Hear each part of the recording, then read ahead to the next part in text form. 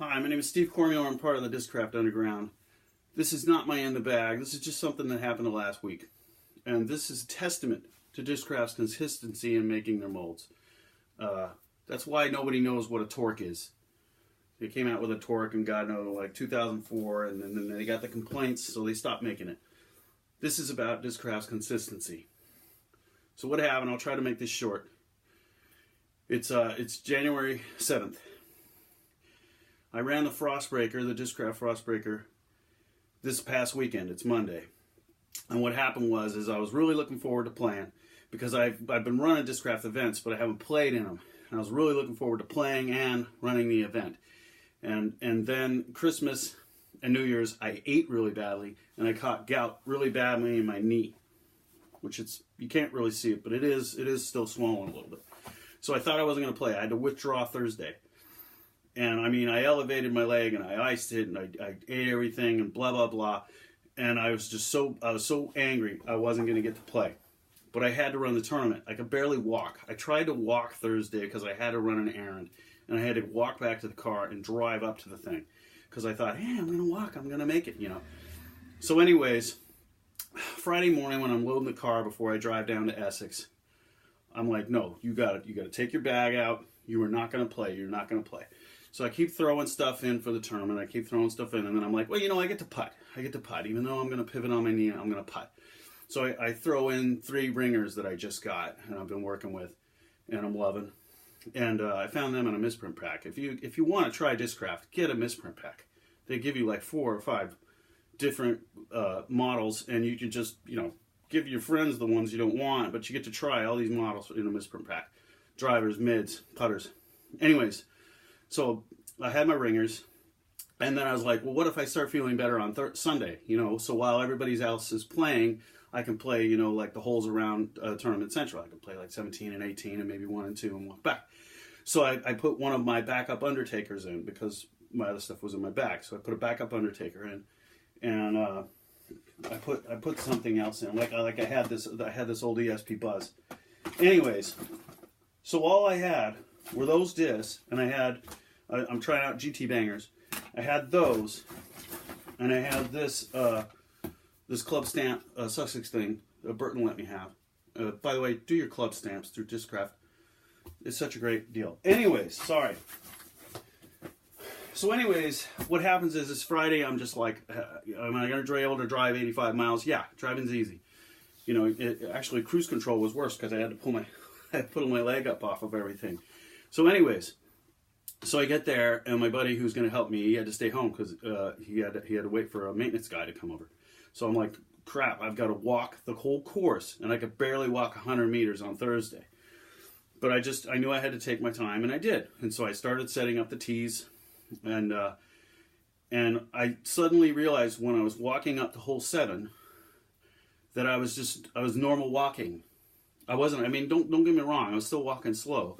But I could kind of bend my knee. I couldn't bend my knee, and I was like thinking, wow, I might be able to pull this off. Even with my I have a kidney disease, and so I have trouble finishing tournaments anyways.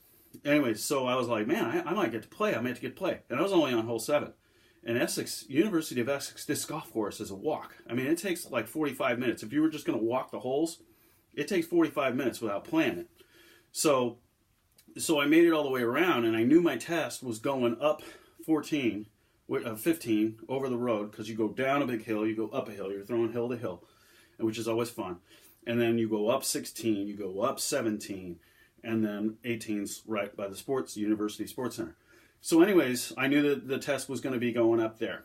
And I had more trouble going down the hill of 15 over the road, it's called over the road, than I did going up, which is usually my problem because I have the kidney thing. So anyways, I'm like, man, I get to play. I'm like, I got to try. Because I can't like feel good Sunday and then be like, oh, I should have tried to play. This isn't about how great I am. I'm like an 880. I'm not that good.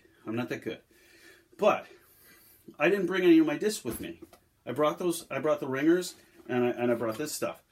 And so I was like, well, I have the store. So essentially I went shopping. And so I went, and I throw surges, and all I had was a fly dye surge, so I got a surge. I got a nuke, from when I got a nuke from our 2016 tournament. That's on purpose. The backwards print. I got a nuke because I knew what it would do. I knew what it would do. And then I figured since I wasn't going to be able to push off on my right knee throwing right-handed or left-handed, I threw all my drives left-handed except for on hole 7, which is, you'd have to throw righty. I figured I'd try to S something, and so I got an X nuke, a dome nuke. And you can tell, because you have to ink your stuff for the PDGA tournaments, you can tell all my discs are just fastly inked because I just had to do it in a hurry. I knew it. I set it up Monday, but I was running stuff and I was late. So Saturday morning, I had to like just ink everything really fast. And so essentially, so here's my training from the last Frostbreaker. Here's an Undertaker I just trained with, so I had to ink that, right? So I knew what that was going to do. It ended up my new ringer. I just called them the Blues Brothers, and I just kept them in the middle of the bag the whole time. Anyways, and then I was looking for something a little more understable, and I actually had this in the box, which I used to throw. So I was throwing a flash every now and then, right? I did bring this because I thought by Sunday. Anyways, then I pulled a nice Frostbreaker Buzz for myself because I throw buzzes now. And you had to ink it.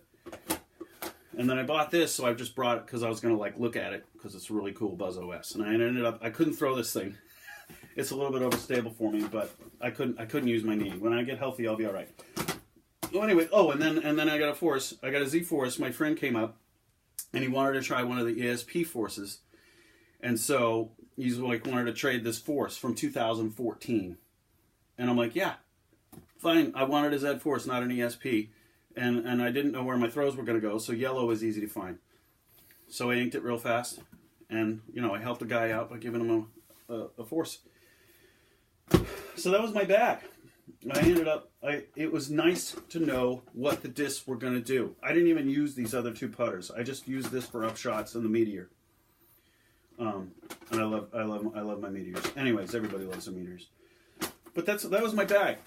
Look at my bag. It's all brand new stuff. I look like a brand new player. And I was very happy. No disc. I never threw a disc and was like, oh damn, that thing flipped on me. I never threw it. They flew like their counterparts that are in my bag in the garage. Discraft consistency, year to year.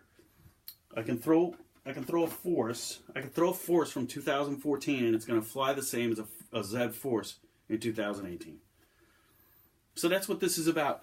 I was so pleased that I knew I could get stuff and not have to worry. Also that I didn't have to like borrow from the guy who had the Z Force, Z Force. And I think the tournament went well too, and I had a lot of good help, from Ollie and Kevin and Ivan and Sue and Ross. So Discraft consistency. That's all this is about. I could pick stuff up out of the box and I knew how it was going to fly, just like what I owned. Throw Discraft.